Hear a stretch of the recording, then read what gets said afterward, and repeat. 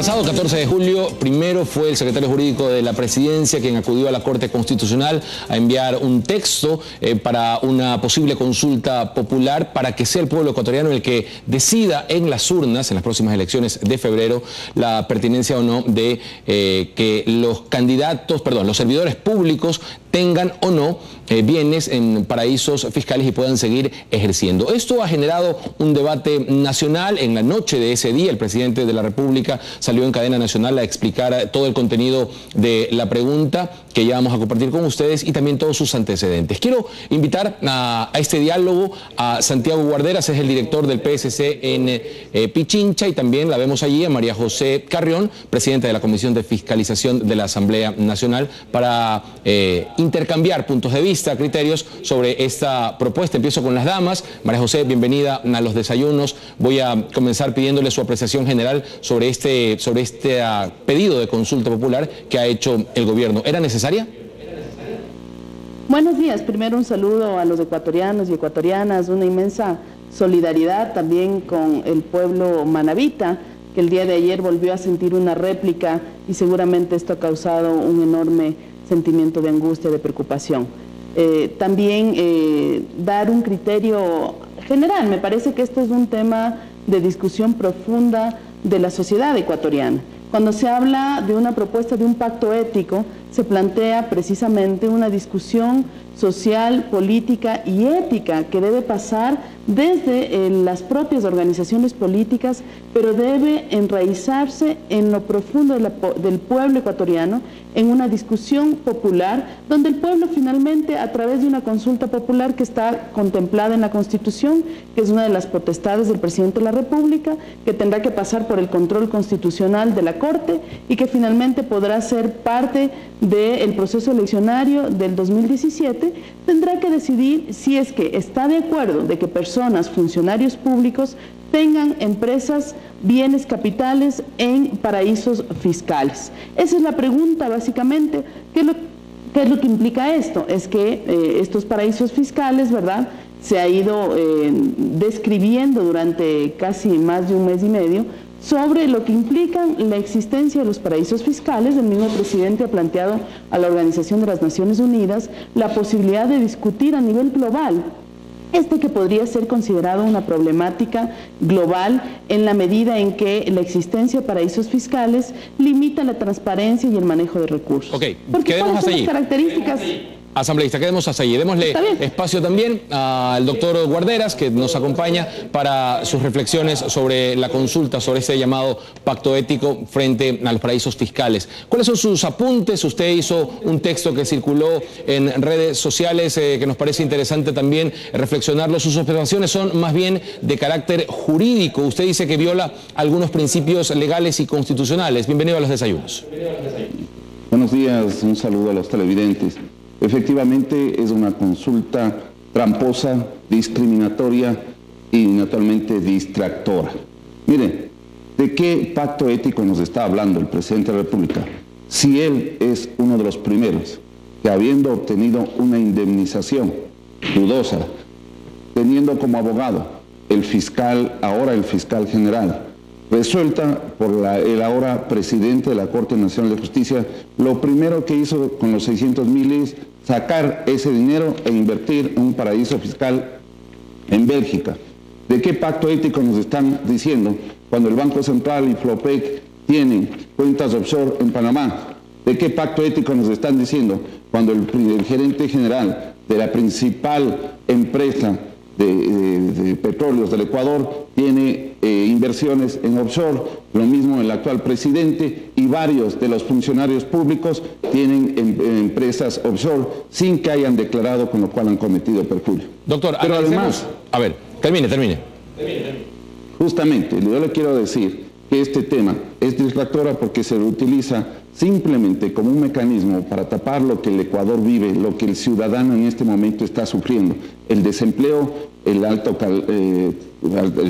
incremento del costo de la vida, el tema de desinversión, la recesión. El Banco Central del Ecuador acaba de señalar que en este primer trimestre hemos decrecido en un 3% del PIB, y además se está utilizando para que en las elecciones se distraiga y sea el presidente un actor político y sea quien tenga una cortina de humo que va a lanzar en el momento mismo en que se va a hacer las elecciones y los ciudadanos van a tener un elemento que va a distraer el proceso que es original, que se refiere a la elección presidencial y de asambleísta. Doctor, no nos desviemos del tema, a lo mejor revisemos mejor el contenido de la pregunta, señor productor, podemos verla en pantalla, yo la voy a leer. ¿Está usted de acuerdo en que para desempeñar una dignidad de elección popular o para ser servidor público se establezca como prohibición tener bienes o capitales de cualquier naturaleza en paraísos fiscales?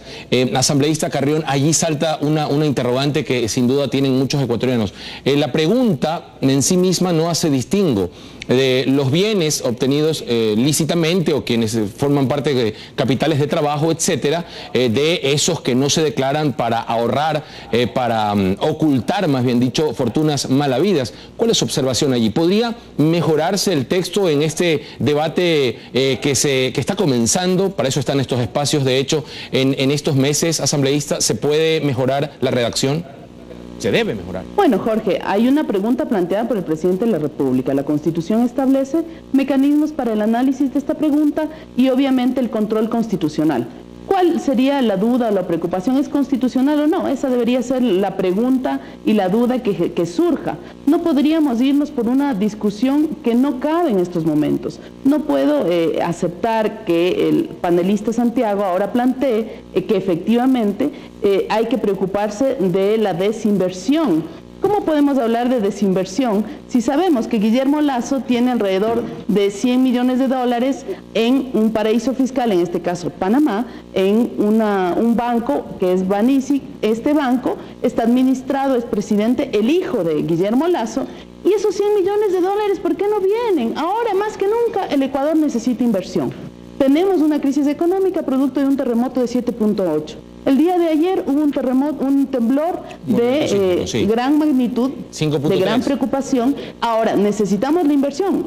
Quiero refutar lo que dice el panelista, porque él habla de la desinversión y que esa es una preocupación. Bueno, entonces hablemos también de Jaime Nebot y la inversión que tiene una fundación que es con fines de lucro, que finalmente están todos sus familiares que también tienen Panamá. ¿Por qué no discutimos de esos grandes temas para transparentar la discusión, sobre todo al pueblo ecuatoriano? ¿Le parece grandes temas?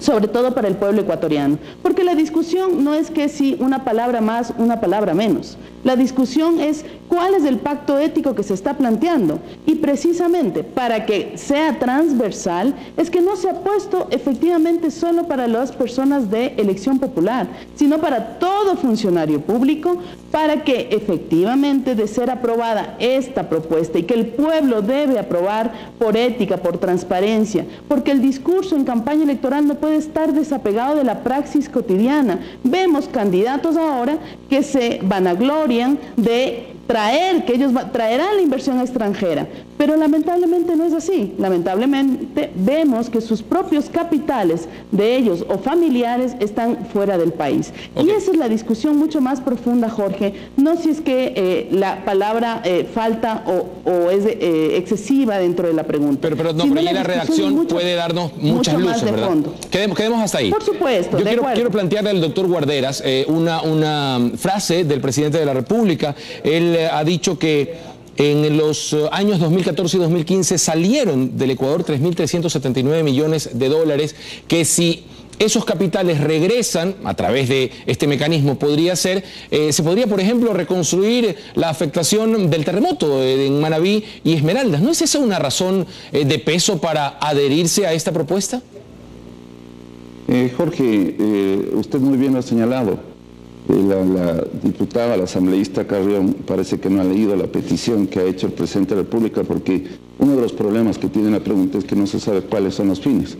Habla de desinversión la asambleísta Carrión. Y mire, en el año 2015, registro oficial del lunes 28 de septiembre del 2015, decreto ejecutivo 774 del presidente de la República. ¿Qué dice? Que en aras de incentivar el arribo de inversiones extranjeras al país, el incremento de puestos de trabajo y la transferencia de conocimiento y tecnología, conviene derogar ciertas disposiciones respecto a la calificación como proveedores, y habilitación como oferentes de personas jurídicas que participen en los procesos de contratación pública, cuyos accionistas, partícipes o asociados estén domiciliados en paraísos fiscales. El propio presidente, en decreto ejecutivo, incentiva el que haya paraísos fiscales. Luego, usted señala que es la desinversión. El presidente habla en este decreto, en la petición, de varios elementos. No tenemos cuál es el fin mismo. Transparencia, evasión, elusión, corrupción, todos los elementos que usted puede encontrar. La pregunta no tiene exactamente cuál es el contenido. Y ese es uno de los problemas, porque yo le pregunto a usted, ¿cuál es el fin legítimo? Si el fin legítimo es cualquiera de estos, ¿por qué razón se discrimina y solamente se pone esa prohibición a los empleados públicos? Si vamos a evitar la evasión, si vamos a evitar la ilusión, si vamos a conseguir transparencia, si vamos a conseguir inversión, lo lógico es que todos aplique a todos los ecuatorianos. Por lo tanto, hay una discriminación en aquellos que tienen inversiones en bienes, en capitales, en paraísos, de aquellos que no lo tienen. Es decir, si un ciudadano tiene inversiones con el propósito de eludir, lo lógico es que a todos ellos se imponga. Pero esa es una medida que afecta, que lesiona a los derechos constitucionales y por eso mismo es una medida que no supera el test de proporcionalidad y el test de igualdad que lo ha establecido la Corte Constitucional. Y luego nos dice, con esto concluyo, la asambleísta Carrión, como gran logro de la pregunta de los dignatarios y servidores públicos, sería bueno leer el artículo 229 de la Constitución que dice que el servidor público es todo aquel que tiene un título, tiene un trabajo, cualquiera que sea su título de dignidad dentro del servicio público. Ok, el presidente Correa acabó de referirse, y quisiera un criterio de ambos, a la denuncia del asambleísta Aguilar sobre la cuenta que tendría el Banco Central del Ecuador en Panamá. Quiero escucharlo y quisiera su reacción ya para concluir porque el tiempo apremia. Escuchemos lo que dijo el presidente. Y lo de las cuentas offshore, este pobre señor, ya no sabe qué decir, Ramiro Aguilar, ¿no?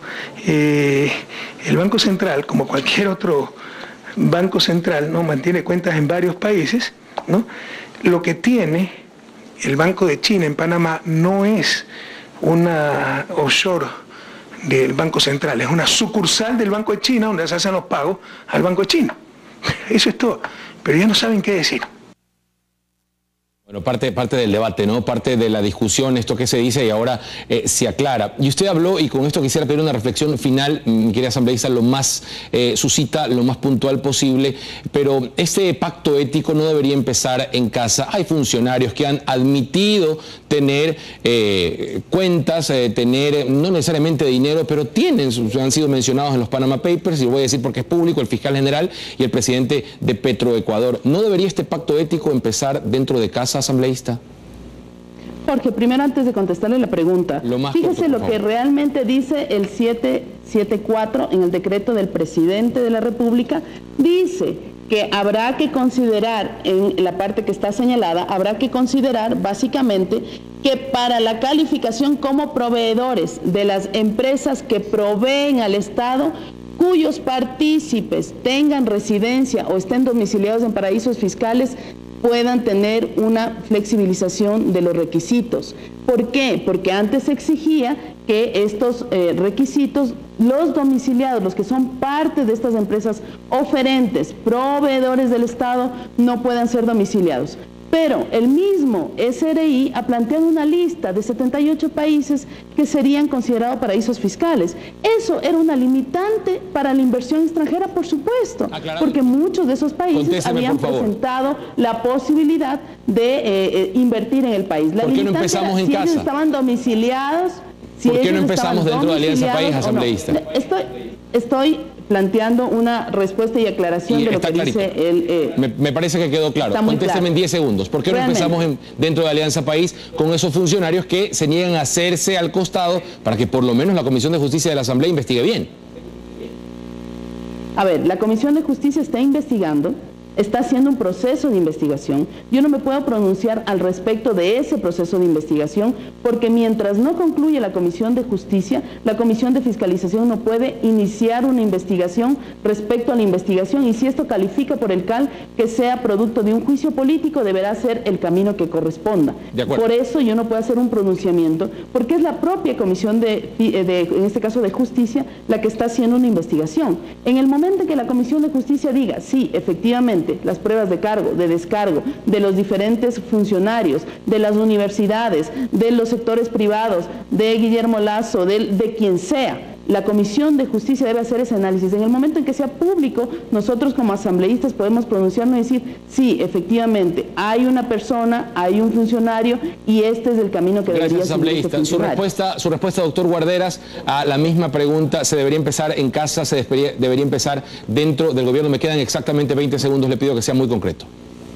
Absolutamente. Si esa norma hubiese estado en vigencia desde que cuando empezó la famosa Revolución Ciudadana, la mitad, por lo menos, de los servidores públicos estarían ahorita fuera de los cargos públicos, estarían en la cárcel como corresponde. Pero lo importante es que esta norma además es irretroactiva, esta consulta, porque está aplicando a funcionarios que ingresaron al servicio público. Si yo hubiese sido un servidor público que empecé hace 20 años, me están poniendo una condición que no la tiene y que por lo tanto está afectando a la retroactividad.